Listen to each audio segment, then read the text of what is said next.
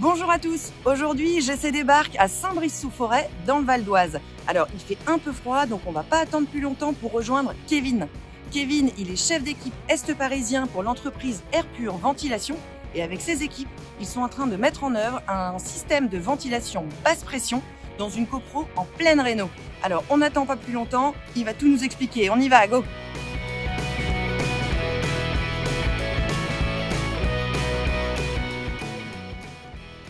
Bonjour Kevin, Salut. Alors on y est et est-ce que tu peux nous présenter un petit peu le bâtiment? Donc on est sur un bâtiment des années 60 où il y a une partie avec une ITE.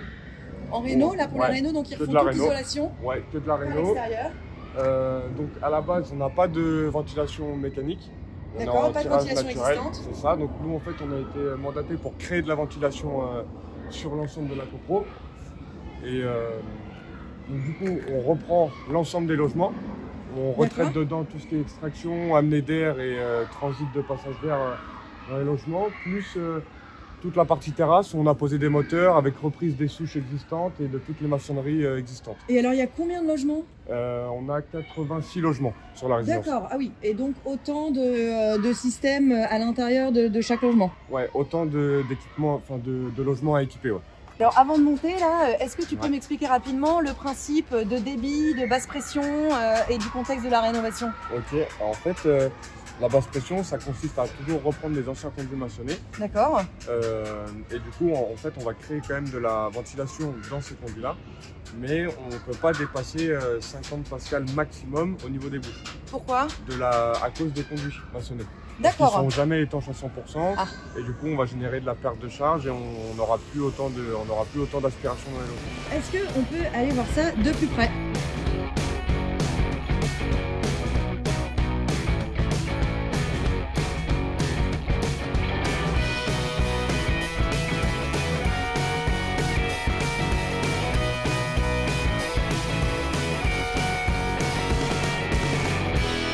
En fait, pour faire simple, nous on a posé un moteur ici. Ouais. En fait, tout ça, on a tout créé. C'est que du neuf là, ça. Tout ça, c'est du neuf. D'accord. Les seules choses sur lesquelles on s'est récupéré, c'est les souches que vous voyez qui sont en D'accord. blanc. Donc en fait, à l'intérieur des souches, vous avez plusieurs conduits qui desservent les appartements, donc les salles de bain, les cuisines, les WC. En fait, le but, c'est de se mettre, d'être étanche sur les têtes D'accord. de souches. Ouais. On rend le tout hermétique. On raccorde les plénums par les réseaux de gaine sur le moteur. D'accord. Une fois que le moteur il est en route, lui, il va nous créer de la dépression et de l'aspiration Ouais. dans la gaine. D'accord. Et de ce fait, on va du coup générer de l'aspiration dans les logements. D'accord. Alors, est-ce que tu peux nous expliquer le raccordement entre l'existant et le neuf? Ouais. Donc en fait, sur les souches, elles sont d'origine à l'immeuble. Elles permettaient avant à la ventilation naturelle. D'accord. Donc en fait, dedans, on a plusieurs conduits qui grosso modo, en fait, sont comme ça, à l'intérieur, qui desservent les différentes pièces dans les différents logements. Donc en fait, nous, on a enlevé les chapeaux qu'il y avait au-dessus. D'accord. Les plénums, eux, qui ont été faits sur mesure par VTI, on les pose avec leur colle à eux, une colle PU. Donc on pose tout dessus, on rend le tout hermétique. Donc on a une colle à l'intérieur et à l'extérieur. D'accord. Donc on rend la souche étanche. Et après, de là, on vient se raccorder avec notre réseau de gaine qui va, elle, se raccorder sur le moteur.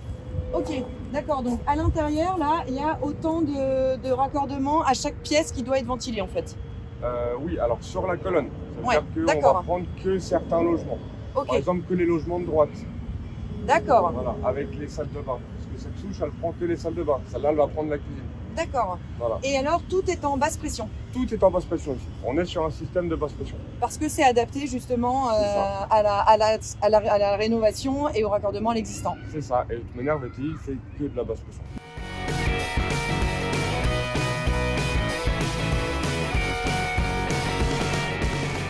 On va monter dans les logements. Et alors, est-ce que tu peux m'expliquer ce que c'est que ce petit carré vert? Alors ça, c'est un voyant pour les reports d'alarme. Ça nous permet en fait de savoir si tout fonctionne bien et si on n'a pas de défaut au niveau du moteur. Et s'il y a un défaut, c'est rouge. C'est rouge, c'est ça. C'est logique. Pas plus bête que ça. Ok. Allez, on monte. Alors du coup, là, on va rentrer dans un logement. On s'essuie les pieds avant de rentrer. est-ce que tu peux nous expliquer ce que vous faites à l'intérieur et est-ce que éventuellement il y avait des spécificités par rapport à la configuration de ce logement? Ouais, alors en fait, là on a les fameux conduits, derrière la bouche, on a les fameux conduits qu'on a retrouvés sur les souches en toiture. Donc en fait, il y avait une ancienne grille qui était dans le mur, donc nous on enlève et on pose les bouches VTI qui permettent, elles, de réguler l'extraction d'air. En fait, il y avait aussi des amenés d'air en bas, parce que c'est le principe de la ventilation naturelle. Donc nous on les obture, puisqu'en fait, toutes les amenés d'air des logements, on va les faire par les menuiseries. Et là, vous voyez, on a dû créer un sous-fit pour ventiler la salle de bain qui se trouve derrière. Parce qu'en fait, les salles de bain, comme elles n'ont pas de conduit, elles n'ont pas de conduits existants qui sont reprises en toiture, on crée des conduits, nous, dans les logements.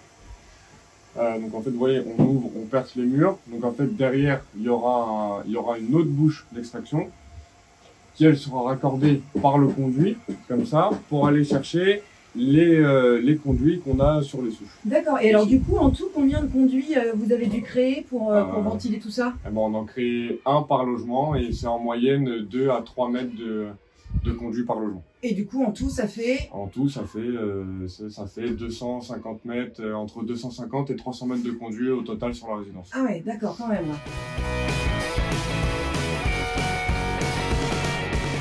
Alors, est-ce que tu peux nous dire comment ça se passe le chantier? Tout va bien? Pas de contraintes particulières ou Ouais, non, en vrai, ça va, ça se passe bien. On a quand même des copropriétaires qui sont plutôt sympas et qui attendaient les travaux, donc on est plutôt bien accueillis dans les logements. Après, les contraintes, elles sont plus techniques. Ouais, c'est-à-dire par rapport aux typologies de logement, comment les gens ont réagencé leur logement en fonction de là où sont les conduits et tout ça, on doit s'adapter dans vraiment tous les logements. À chaque fois, en fait, c'est au cas par cas. C'est ça, c'est un peu du cas par cas. Ouais. Ok, et la mise en œuvre du système, ça va, elle est simple? Ouais, nickel, franchement, j'avoue que là-dessus, le bureau d'études VTI a bien réfléchi et que c'est quand même plutôt simple à poser. Ouais. Bon, bah tant mieux, Voilà. tant mieux, pourvu que ça dure. Ouais.